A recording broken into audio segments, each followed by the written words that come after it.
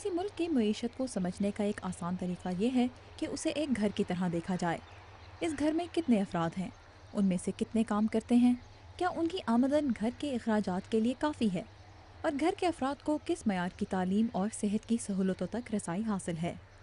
پاکستان کے لیے ان سوالوں کے جواب کچھ یوں ہیں۔ CIA کی ورلڈ فیکٹ بک کے مطابق ملک کی آبادی 18 کروڑ سے کچھ زیادہ ہے اور بے روزگاری کی شرح تقریباً 14%۔ پاکستانی وزارت خزانہ کے مطابق ملک کے سالانہ اخراجات 30 کھرب روپے سے زیادہ جبکہ آمدن تقریباً 20 کھرب روپے ہے۔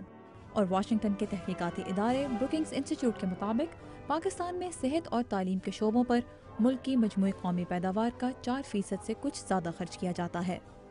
مختلف اعداد و شمار کے مطابق آج پاکستان کی 25 سے 30% آبادی خطے غربت سے نیچے رہ رہی ہے، اور ملک کی معاشی صورتحال نہ صرف پاکستان کے عوام بلکہ بیرونی ممالک کے لیے بھی باعث تشویش ہے، جو اسے سہارا دینے کے لیے امداد اور قرض دے رہے ہیں۔ جہاں تک پاکستان کی معاشی خوشحالی اور قدرتی آفات کے بعد بحالی کے لیے غیر ملکی امداد کا تعلق ہے، تو امریکہ اور دیگر دوست ممالک کی جانب سے گزشتہ 10 برسوں میں پاکستان کے لیے اربوں ڈالرز کا اعلان کیا گیا۔ تاہم بروکنگز انسٹیٹیوٹ کی ایک رپورٹ کے مطابق جاری کردہ رقم عموماً وعدہ کی گئی رقم سے کم ہی رہی۔ قرضوں کی صورت میں پاکستان آنے والے ڈالرز آج ملک کی معیشت کے لیے ایک دو دھاری تلوار کی طرح ہیں۔ جہاں ایک طرف ان سے معیشت کا پہیہ چل رہا ہے، وہیں دوسری جانب ان کی ادائیگی معیشت پر ایک بھاری بوجھ بن چکی ہے۔ معاشی ترقی کے لیے قرض لینا کسی ملک کے لیے غیر معمولی نہیں سمجھا جاتا، اگر اس کا مقصد ایسی سرمایہ کاری ہو جس سے ملک کی پیداوار بڑھائی جا سکے، جس کے نتیجے میں یہ قرض اتارا جا سکے۔ ماہر معیشت زبیر اقبال واشنگٹن کے تحقیقی ادارے مڈل ایسٹ انسٹیٹیوٹ کے ساتھ وابستہ ہیں۔ وہ کہتے ہیں کہ قرضوں کے حوالے سے پاکستان کی صورتحال کچھ مختلف ہے۔ پاکستان میں جب بجٹ بنایا جاتا ہے تو امپلیسٹلی سب سے پہلے یہ سوچتے ہیں کہ فارن فائنینسنگ کتنی ہوگی، اس کے بعد پھر آپ یہ سوچتے ہیں کہ ڈومیسٹک ریونیو ہم کتنا موبلائز کر سکتے ہیں، اور اس کے بعد ہم یہ سوچتے ہیں کہ اگر ڈومیسٹک ریونیو اتنا ہے اور فارن فائنینسنگ اتنی ہے تو ہمیں باقی ریونیو کہاں سے، باقی ریسورسز کہاں سے لانی ہے۔ اس سال کے آغاز میں IMF کی جانب سے پیش کی جانے والی ایک رپورٹ کے مطابق پاکستان پر بیرونی قرضوں کا بوجھ تقریباً 50 ارب ڈالر تھا، جو اس وقت 55 ارب ڈالر سے تجاوز کر چکا ہے۔ بڑھتی ہوئی شرح سود اور روپے کی گھٹتی ہوئی قدر کے باعث یہ قرض رواں مالی سال کے اختتام تک تقریباً 64 ارب ڈالر تک پہنچ جائے گا۔ پاکستان کے لیے بیرونی قرضوں کے اہم ذرائع میں عالمی مالیاتی ادارہ یا IMF، ورلڈ بینک اور ایشیائی ترقیاتی بینک جیسے بین الاقوامی ادارے شامل ہیں۔ ورلڈ بینک پاکستان میں صحت، تعلیم، اقتصادی ترقی اور انفراسٹرکچر جیسے شعبوں میں مخصوص منصوبوں کے لیے قرض دیتا ہے۔ ان منصوبوں کا مقصد عوام کا معیار زندگی بلند کرنا ہے اور ان کی نشاندہی پاکستانی حکومت اور ادارے کرتے ہیں۔ اس کے علاوہ پاکستان میں قدرتی آفات کے بعد بحالی کی کوششوں کے لیے بھی عالمی بینک کثیر سرمایہ دیتا ہے۔ سال 2010 میں آنے والے سیلاب کی تباہ کاریوں سے نمٹنے کے لیے بینک نے پاکستان کے لیے 1 ارب ڈالر کے قرضے ری ڈائریکٹ کرنے کا اعلان کیا۔ ایشیائی ترقیاتی بینک بھی پاکستان میں معاشرتی اور اقتصادی ترقی کے مختلف منصوبوں کے لیے سرمایہ دیتا ہے۔ بینک کے مطابق پاکستان میں سرمایہ کاری اور ملازمتوں کے مواقع پیدا کرنے کے لیے 1967 سے اب تک 16 ارب ڈالر سے زیادہ جاری کیے جا چکے ہیں۔ اس کے برعکس IMF سے حاصل ہونے والے قرضوں کا مقصد عوام کی بہبود نہیں بلکہ ملک کو دیوالیہ ہونے سے بچانا ہے۔ اگر آپ کا بیلنس آف پیمنٹس مشکل میں ہو تو IMF آپ کو لون پرووائڈ کرتا ہے جو آپ کو ٹیمپریرلی سپورٹ دیتا ہے، اس کے ساتھ ساتھ آپ پالیسیز امپلیمنٹ کرتے ہیں جو بڑی حد تک ڈومیسٹک ڈیمانڈ کو کم کرتی ہیں اور اس کو ریڈائریکٹ کرتی ہیں۔ جو آپ ڈومیسٹکلی کنزیوم کر رہے ہوتے ہیں آپ اس کو کم کرتے ہیں تاکہ وہ ایکسپورٹ ہو سکے۔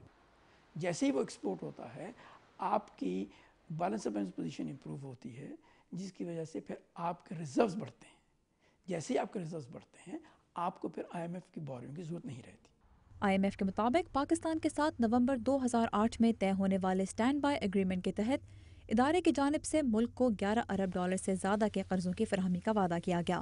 اس کے علاوہ سیلاب کی تباہ کاریوں کے باعث پاکستانی وزارت خزانہ کی درخواست پر ستمبر 2010 میں مزید 45 کروڑ ڈالر جاری کرنے کی منظوری بھی دی گئی۔ لیکن بیلنس آف پیمنٹس کے حصول کے لیے دیے جانے والے یہ قرضے بلا شرائط نہیں دیے جاتے۔ ہمیں جو اپنا بجٹ ڈیفیسٹ ہے اس کو کم کرنا۔ اس وقت بجٹ ڈیفیسٹ، پچھلے سال جو بجٹ ڈیفیسٹ تھا وہ کوئی 5.2% GDP کا تھا۔ ہماری کمٹمنٹ تھی 4.5 کی، ہم وہ کمٹمنٹ پوری نہیں کر سکے۔ اب ہماری کمٹمنٹ یہ ہے کہ ہم اس سال 4% GDP کر دیں گے۔ تاہم پاکستان میں ملکی اخراجات کم کرنے کی کوشش میں چند اہم شعبے مسلسل متاثر ہوتے آئے ہیں، جن میں صحت اور تعلیم نمایاں ہیں۔ IMF اور ورلڈ بینک ایسی کوئی کنڈیشنز نہیں عائد کرتے جن سے کہ غریب لوگوں پہ جن کی کم انکم ہے ان پہ اثر ہو۔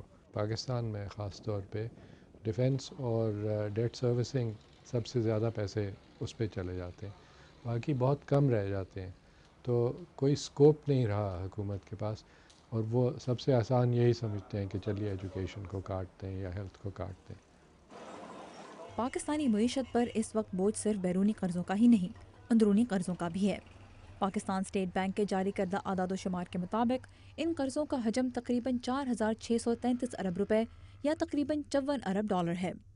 یہ بوجھ شاید آج پاکستانی معیشت کے لیے بیرونی قرضوں کے مقابلے میں زیادہ نقصان دہ ثابت ہو رہا ہے۔ ڈومیسٹک بوروئنگ جو ہے ایک تو وہ انفلیشنری ہوتی، اچھا اس کے بعد اس کے ساتھ ساتھ یہ بھی ہوتا ہے کہ آپ کے ملک میں کانفیڈنس کم ہو جاتا ہے، اور پرائیویٹ سیکٹر جو ہے اس کو کریڈٹ نہیں ملتا، کیونکہ اگر گورنمنٹ اتنا پیسہ لے گئی، اتنا کریڈٹ لے گئی، تو پھر باقی کریڈٹ جو بچتا ہے وہ پرائیویٹ سیکٹر کے لیے کم ہوتا ہے۔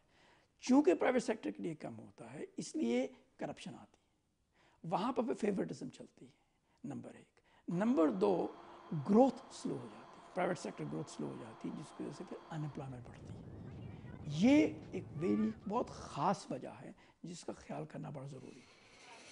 ایک طرف جہاں اشیاء خوردونوش کی قیمتیں آسمان سے باتیں کر رہی ہیں اور افراط زر کی شرح تقریباً 13% ہے، وہیں آئے دن دہشت گردی کے واقعات بھی ملک کی معیشت پر وار کر رہے ہیں۔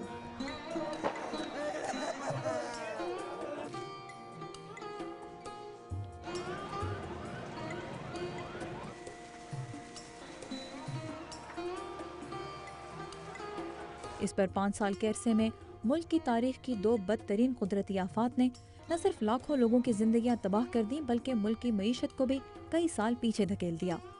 IMF کے مطابق رواں مالی سال میں پاکستان میں ترقی کی شرح 2% سے کچھ ہی زیادہ ہے۔ پاکستان کی حالیہ معاشی صورتحال کے لیے عالمی مالیاتی بحران کو بھی ذمہ دار قرار دیا جاتا ہے، تاہم زبیر اقبال اس سے اتفاق نہیں کرتے۔ ان کا کہنا ہے کہ پاکستان میں بینکاری کا نظام عالمی بینکوں کے اتنا قریب نہیں کہ انہیں درپیش مشکلات سے بری طرح متاثر ہو سکے، اور عالمی کساد بازاری نے جہاں ملک کی برآمدات کی مانگ کچھ کم کر دی، وہیں اس سے درآمدات کی قیمتوں میں بھی کچھ کمی دیکھنے میں آئی، جو پاکستان کے لیے کسی حد تک مددگار ثابت ہوئی۔ اصل وجہ یہ تھی کہ ہماری انڈرلائنگ اسٹرکچر کنڈیشنز بہت خراب تھیں، اور اسی وجہ سے ہم سسٹین نہیں کر سکے۔